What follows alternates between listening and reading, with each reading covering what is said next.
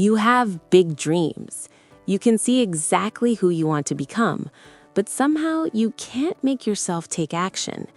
If you've ever felt ambitious and lazy at the same time, this episode will finally help you understand why. What I'm sharing today isn't about forcing yourself to work harder. It's about understanding the real reason you're stuck between wanting more and doing nothing. Welcome to Becoming Her. I'm so glad you're here. Today we're talking about something that feels like a contradiction. You're ambitious, you have goals, you know what you're capable of, but you also feel lazy. You scroll instead of starting. You procrastinate on the things that matter most. You go to bed frustrated because another day passed and you didn't move forward. And here's what makes it worse. You feel guilty. Because how can you want something so badly but still not do the work? Let me tell you something important. This isn't about laziness. It's about something completely different. And once you understand it, everything shifts. Here's what's really happening. You're not lazy. You're overwhelmed by the gap between where you are and where you want to be. Your ambition is so big that your brain looks at it and shuts down. It's too much, too far away, too uncertain. So instead of starting, you freeze. This is something we as women experience in such a specific way. We're taught to dream big, to want more, to be ambitious, but we're also carrying so much already. Emotional labor, relationships, expectations from everyone around us. So when we look at our goals, part of us wants them desperately, and another part of us is exhausted just thinking about the effort it will take. That's not laziness. That's your nervous system protecting you from burnout. Now, here's the second truth. We confuse ambition with action. We think being ambitious means we should be working all the time, hustling constantly, never resting. But that's not ambition. That's performance. Real ambition is about direction, not speed. You can be deeply ambitious and still need rest. You can want extraordinary things and still move slowly. The problem isn't that you're lazy. The problem is you're measuring yourself against an impossible standard. And then there's the distraction piece. We live in a world that constantly pulls our attention away. Every time you sit down to work on your goals, something else calls to you. A notification, a message, a thought that maybe you're not ready yet. So you reach for comfort instead of effort. But here's what most people don't realize. That pull towards distraction, it's not random. It's your brain seeking safety.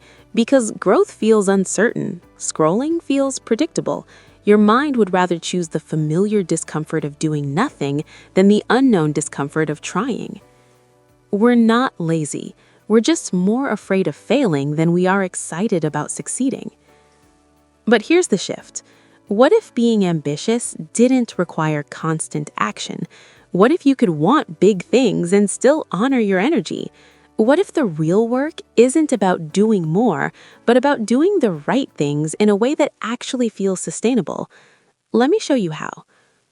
First, separate your ambition from your timeline. Your ambition is about where you're going. Your timeline is about when you'll get there. Most of us collapse these things together and then panic because it feels too far away, so we do nothing. Instead, write down what you actually want, not what you think you should want, what genuinely lights you up. Then let go of when it has to happen. This removes the pressure and creates space for you to start moving. I remember wanting to create something meaningful, but feeling paralyzed because I thought it had to happen immediately. The moment I said, I'm working towards this, but I'm not rushing, everything changed. I could finally breathe and take small steps without the weight of urgency crushing me. Second, match your energy, not your ambition. On days when you feel energized, do more. On days when you feel drained, do less.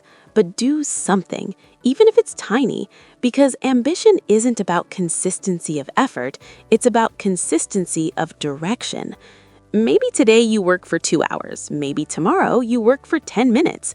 Both days you're still moving forward.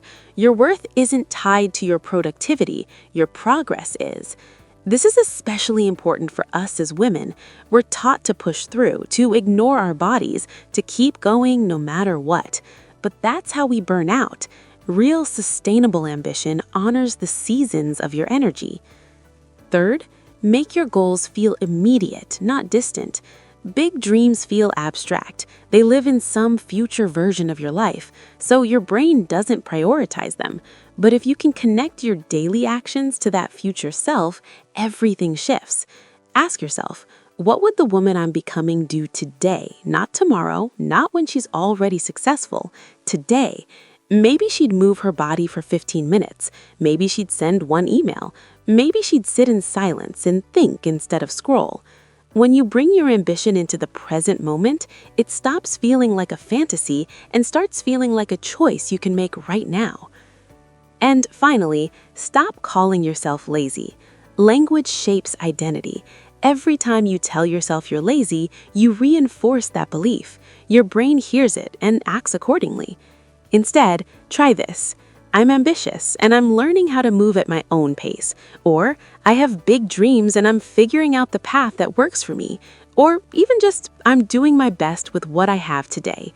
You'll be amazed how much changes when you stop shaming yourself and start speaking to yourself like someone you love. Here's what I want you to remember. Being ambitious but lazy isn't a flaw, it's a signal. It means you want something real, but you haven't found the right way to move towards it yet. And that's okay. You don't have to have it all figured out.